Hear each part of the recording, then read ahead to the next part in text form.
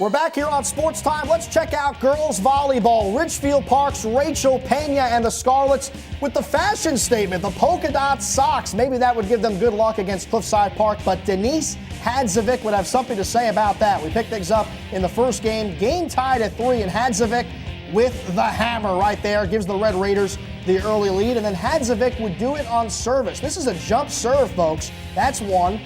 Here's another one. Excellent form. That's 2 in a row. She would rattle off 4 straight service points, giving the Red Raiders an early 10-6 lead. But the Scarlets would come back thanks to Rachel Pena. Pena on service. She brings home the ace right there, and that ties the game up at 10. Later in the first, the game is tied up again, and things are going to get a little crazy, folks. It's time to fire up the Benny Hill because this is just ridiculous. Take a look.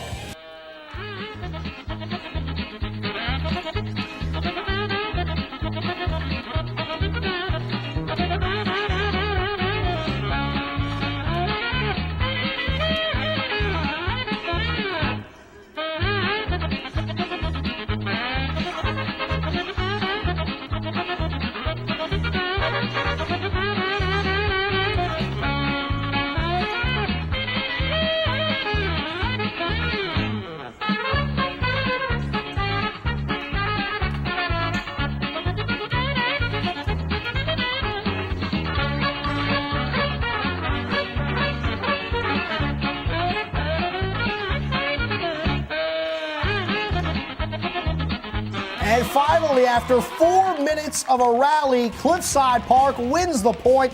Absolutely incredible. Later on in the first game, Ridgefield Park would answer thanks to their junior hitter, Katie Richter. Puts home the kill there. Scarlets take a 22-19 lead. And then on game point, it's going to be Liz Quimby. Watch as she takes it home right there in the middle. 25-22, first game win for the Scarlets. In the second game, Rachel Pena would take over. We pick things up early on. The game is tied, and Pena is going to do what she does best. Picks up the block right there, and that gives the Scarlets the early lead. And then Pena is going to take over once again.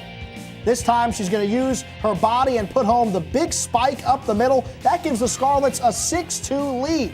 Later in the second, Scarlets now up by 6. And they're going to show why they are one of the best in the BCSL American. That's Liz Quimby, the senior captain, with the point.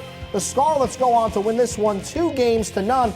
And more importantly, they improve to 500 on the season, 6-6. This is a Scarlets team that started the season at 0-4. Let's talk to Liz Quimby. If we didn't win this game, then there would be no way that we would have a chance to against the county. We all just picked each other up and decided that we needed to win. It was a huge win considering the fact that we started off 0-4 or 0-5. So for them to get back to 6-6, they just worked really hard. They didn't believe in themselves, and I just basically said to them that you are a capable team of doing a lot of damage out there. You have to have faith in yourselves, and we proved that we can do that. While the Scarlets look to make the county tournament in girls volleyball, the girls county tournament in tennis is already underway. Our Jeff Hansel has more. We take a look at Leonia entertaining Dwight Englewood. There's your first singles matchup between Lauren Urbont and Simona Levski. These players know each other quite well. This match, all Urbont. She does a great job from the baseline, mixing up a solid backhand as well as the forehand. And that deep shot forces Levski's shot to go long. Urbont wins 6-0, 6-1. We now slide over to third singles. Jennifer Stone getting ready to battle Yeji Faraboli. Stone is very fast all around the court. Here she has the big forehand, and that shot is not coming back. Stone wins it 6-1, 6-3. Now we go to second doubles. It's Gabrielle Fromer and Alexa Colas against Annie Kennedy and Iwan Sato. Fromer with a deep forehand lob. Oh, that's just too tough. Fromer and Colas pick up the victory 6-1, 6-0. The Bulldogs also picked up wins at second singles and first doubles. Sam Balanevsky continues to be extremely impressive at second singles. She won her match 6-0, 6-0. Meanwhile, Jackie Hersons and Lexi Byron also picked up a straight set victory. We go out to Old Japan. It's the Bergen County Tennis Tournament for the small schools. That's Jennifer Stone of Dwight Englewood in a third singles quarterfinals matchup against Becton's Catherine Morales. Stone with a big forehand winner. She takes the match 6-0, 6-0. Stone would go on to become the runner-up. Now over to first singles in the quarterfinals. That's Leonia's Simona Levski taking on New Milford's Casey Orozco. Levski is a sophomore, while Orozco is only a freshman. Levski does a nice job here from the baseline to get the point, but that would be one of the few bright spots for her the entire match. Orozco showed that she has a very solid all-around game. How about that backhand? And Levski's shot goes wide. Orozco wins it 6-0, 6-1. More quarterfinals action in first singles. Dwight Englewood's Lauren Urbont facing off with Nina Messeri of Hasbrook Heights Woodridge. Urbont with a nice forehand winner. She goes on to win it 6-1, 6-0. Now to the finals. At first singles, it's the freshman Orozco against senior Casey Bradley from Waldwick. And Orozco didn't show any signs of nerves. Orozco wins the title 6-1, 6-4. Dwight Englewood freshman Sam Balanevsky is in the finals at second singles against Nicole Eisbrook of Pascack Hills. This match is all Balanevsky. There's a huge forehand, and that one's not coming back. Balanevsky takes it 6-0, 6-0. The overall title would come down to second doubles. It's Dwight Englewood against Pascack Hills. We were in the opening set tied at 5 apiece. Alexa Colas of Dwight Englewood with a huge forehand. She and Gabrielle Fromer are pumped. The Pascack Hills duo of Julie Griggs and Danny Stern would force this into a tiebreaker. Here, the Bulldogs have a 5-4 lead in the tiebreaker, but Pascack Hills hung very tough. That's a nice volley winner. Pascack Hills wins the tiebreaker 8-6. Dwight Englewood head coach Courtney Bayardi encourages Fromer and Colas. To the second set, it's 5-4 Pascack Hills, match point, and that will do it. Griggs and Stern win it 7-6, 6-4. Pascack Hills wins the overall title. Let's now take a look at the final results. This tournament was all about Pascack Hills and Dwight Englewood.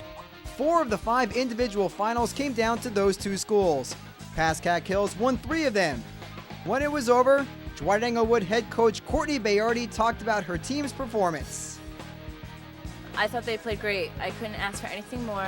I'm extremely proud of each and every one of them. You know, my second, Sam, scored phenomenally throughout the competition, you know, not giving up, and I don't think giving away many games. And everybody else on my team were fighters to the end. We didn't come away with the win, but we didn't walk away giving it to them anyway. So that was all I can ask for. I feel really good. It's like a relief that I won. I mean, I've been here since 7 o'clock in the morning. I'm kind of tired, but I'm really happy and proud of my team for getting this far. In other tennis action, it's Palisades Park hosting Saddle River Day. In the near court, it's the Tigers' Minna Park against Rachel Soretsky at first singles. Soretsky goes on to win 6-1, 6-1. On to first doubles, it's a matchup between So-Hee Lee and Lisa Ko versus Lauren Gorab and Ayana Aline. That's a nice volley from Lee. The Tigers are hanging tough, but in the end, it was too much from the Saddle River Day duo. Aline with a couple of big forehands from the baseline, and that proved to be too much for the Tigers. Saddle River Day takes first double 6-1, 6-2. Over to second doubles now. It's Carly Orris and Nina Budkachian of Saddle River Day against Andrea Barrios and Grace Kim. Saddle River Day wins this one 6-3, 6-2. So in the end, Saddle River Day comes away with a 5-0 victory. Margot Hollishott's got the win at second singles. Meanwhile, Courtney Colchin did a nice job at third singles as she also recorded a straight sets victory. That's going to do it for another edition of Sports Time. I want to remind you, you can always watch Sports Time on demand, 24 hours a day, 7 days a week on channel 1111. Be sure to check it out only on Time Warner Cable. You can also watch us on YouTube. Our YouTube page is youtube.com/New Jersey Sports Time. And always feel free to send us an email. Let us know how you like the show. Our email address, twsportstime@gmail.com. For all of us here at Time Warner Cable and Channel 10, I'm Jack Cognetta. We'll see you next time here on Sports Time.